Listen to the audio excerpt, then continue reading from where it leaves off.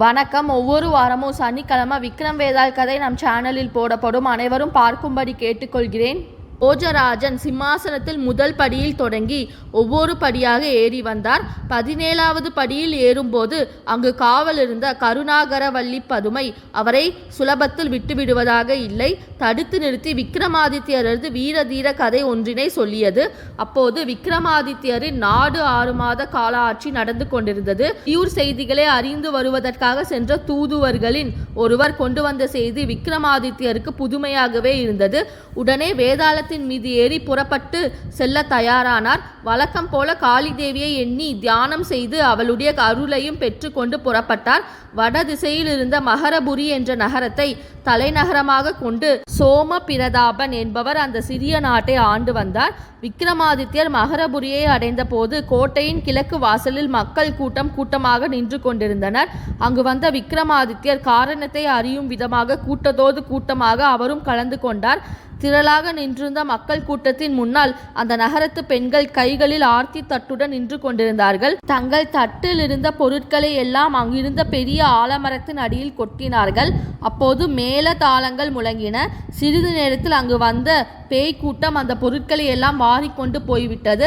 அந்த பேய் கூட்டம் அங்கு வருவதற்கு முன்னரே ஆண்களும் பெண்களும் தங்களுடைய வீடுகளுக்கு செல்ல புறப்பட்டு விட்டார்கள். இவைகளையெல்லாம் ஒரு மரத்தின் அடியில் நின்று விக்ரமாதித்யர் பார்த்து கொண்டிருந்தார். அதை கண்ட விக்ரமாதித்யர் மிகவும் ஆச்சரியப்பட்டு போனார். பகல் வேளைகளில் அவர் பேய்களை பார்த்ததே இல்லை. ஆனால் இந்த நகரத்தில் மட்டும் பகலில் பேய்கள் வரும் காரணம் என்ன, அதை கண்டுபிடிக்க விரும்பினார். அதனால் அவர் அந்த பேய்கள் சென்ற திசையில் சென்றார். நெடுதூரம் சென்றதும் மலை குகை ஒன்று தெரிந்தது. அதனுள் சென்ற அவர் குகையை ஒட்டிய இன்னொரு பாதையை கண்டார். அதன் வழியே நடக்க ஆரம்பித்தார். சிறிது தூரம் சென்றவுடன் அங்கே ஒரு அழகான நகரம் ஒன்று இருந்தது. அந்த நகரத்தில் மனிதர்கள் வசிப்பதாக தெரியவில்லை. அந்த நகரத்தை சுற்றி பார்த்து வந்தார். அந்த ஊரில் அழகு மிக்க அரண்மனை போன்ற பெரிய மாளிகை ஒன்று இருந்தது. அங்கு அவரை வரவேற்கவோ உள்ளே வரவேண்டாம் என்று தடுக்கவோ எவரும் இல்லை. அதனால் அந்த அரண்மனைக்குள் தைரியமாக சென்றார். பல பகுதிகளை சுற்றி பார்த்தார். ஒரு இடத்தில் பெரிய அடுப்பு மூட்டப்பட்டு அண்டாவில் வெந்நீர் கொதித்து கொண்டிருந்தது. அருகே குளிப்பதற்கு தேவையான இதர பொருட்கள் இருந்தன.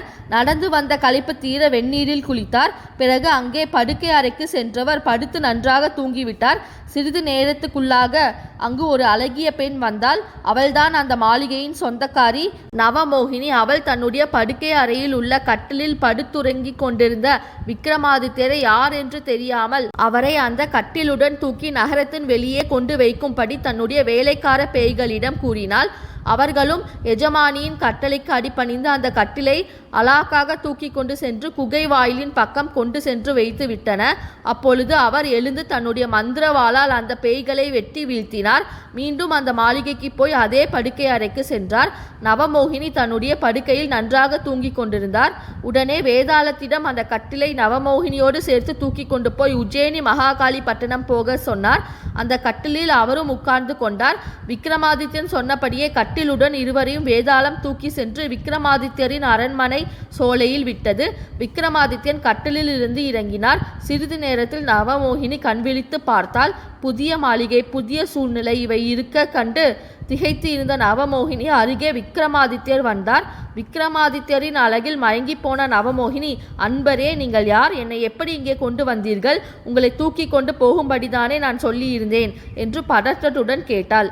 நான் யார் என்பது இருக்கட்டும், அதை கட்டாயம் சொல்கிறேன். முதலில் உன்னை பற்றி உண்மை விவரத்தை கூறு என்றாள் விக்ரமாதித்யர். அன்பரே, முற்பிறவில் நான் ஒரு இளவரசியாக இருந்தேன். நான் சிறுமியாக இருந்தபோது ஒரு நாள் விளையாட்டுத்தனமாக ஒரு மானின் மீது அம்பு எய்துவிட்டேன்.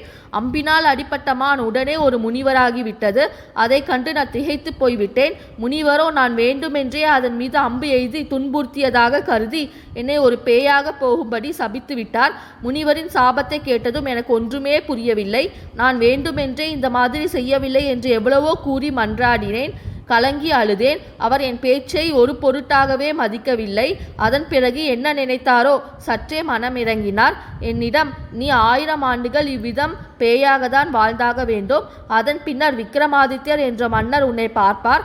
அவருடைய பார்வை பட்டதுமே உன்னுடைய பேய் உருவம் நீங்கி அழகிய பெண் வடிவம் பெறுவாய் என்று கூறினார் என நவமோகினி தன்னை பற்றி கூறினாள். இதுதான் உன் கதையா? முனிவர் சொன்ன அந்த விக்ரமாதித்யர் நான் தான் என்றார்.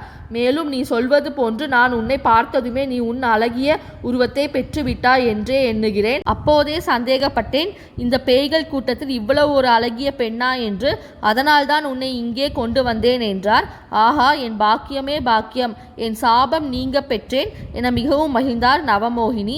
சரி, உன் சாபம்தான் நீங்கிவிட்டதே, இனி உன் நகரத்துக்கு போகலாமே என்றார் விக்ரமாதித்யர். ஐயோ, அது எப்படி முடியும்? என் நகரத்தை விட்டு வந்து 1000 ஆண்டுகள் ஆகிவிட்டதே. முனிவர் சாபப்படி நான் மட்டுமே உயிரோடு இருக்கிறேன். என்னை சேர்ந்தவர்கள் எல்லோரும் இறந்து போயிருப்பார்கள். நான் அங்கே போய் என்ன செய்வேன் என்றாள் நவமோகினி. நீ இங்கேயே இரு, உனக்கு நல்லதொரு வாழ்க்கையை அமைத்து தருகிறேன் என்றார் விக்ரமாதித்யர். பட்டியை வரவழைத்து நவமோகினியின் வரலாற்றை கூறிவிட்டு அவருக்கு தகுந்த நாயகனை தேடித் தருமாறு கூறினார் விக்ரமாதித்யர். அந்த நேரத்தில் வெளியே ஏதோ சப்தம் கேட்டது. உடனே வெளியே வந்து பார்த்தார். ஒரு வயதான பிராமணன் கண்ணீருடன் நின்று கொண்டிருந்தார்.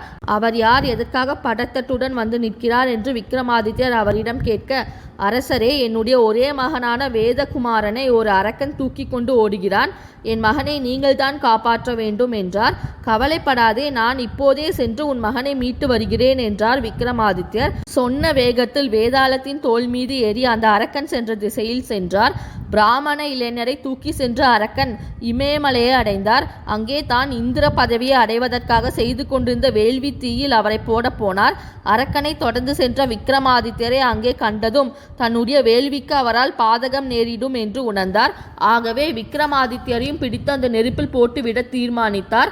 பிராமண இளைஞரை நெருப்பில் போடுவதை மறந்துவிட்டு விக்ரமாதித்யரை பிடிக்க அவரை நோக்கி வந்தார். உடனே விக்ரமாதித்யர் தன்னுடைய வசித்திரவாளால் அரக்கரை வெட்டி வீழ்த்தினார். அவரை அந்த வேள்வி தீயிலே போட்டுவிட்டார். பிறகு பிராமண இளைஞருடன் உஜ்ஜயினி மகாகாலிபுரம் வந்து சேர்ந்தார். வேதகுமாரனை அவர் தந்தையிடம் ஒப்படைத்தார். மகனை திரும்ப உயிருடன் கண்ட தந்தை மிகவும் மகிழ்ந்தார். அதற்காக விக்ரமாதித்யருக்கு நன்றி கூறிய அவர், மன்னா, தங்கள் வீர செயலால் என் மகன் உயிர் பெற்றார். என் குடும்பம் தலைத்தோங்க தாங்களே என் மகனின் திருமணத்துக்கும் உதவ வேண்டும் என்றார். பட்டியின் ஆலோசனைப்படி நவமோகினியை அந்த பிராமண இளைஞருக்கு திருமணம் செய்து வைத்தார். அவர்களுக்கு வேண்டிய பொன்னும் பொருளும் கொடுத்து அனுப்பி வைத்தார் விக்ரமாதித்யர். இவ்விதமாக கதையை கூறி முடித்த பதுமை, போஜராஜனே, உங்களிடம் இது போன்ற பரோபகார குணம் இருப்பதாக நினைத்தால் நீங்கள் இந்த சிம்மாசனத்தில் அமரும் தகுதி பெற்றவராவீர் என்றது. இவ்வளவு நேரமாக இந்த கதையை கருணாகரவல்லி பதுமை சொல்லி வந்தது. இதற்குள் பகல் நேரம் மறைந்து இரவு வந்துவிட்டது. போஜராஜன் சிம்மாசனத்தை விட்டு இறங்கி தன்னுடைய அரண்மனை அந்தப்புறத்தை நோக்கி நடந்தார். இந்த சேனல் பிடிச்சிருந்தா லைக் பண்ணுங்கள், ஷேர் பண்ணுங்கள், சப்ஸ்கிரைப் பண்ணுங்கள். நீங்கள் இந்த சேனலை சப்ஸ்கிரைப் பண்ண ஸ்க்ரீனில் வர வீங்கிற ஐக்கானை கிளிக் பண்ணுங்கள். அடுத்து என்ன நடந்தது என்பதை பற்றி அடுத்த வீடியோவில் பார்ப்போம்.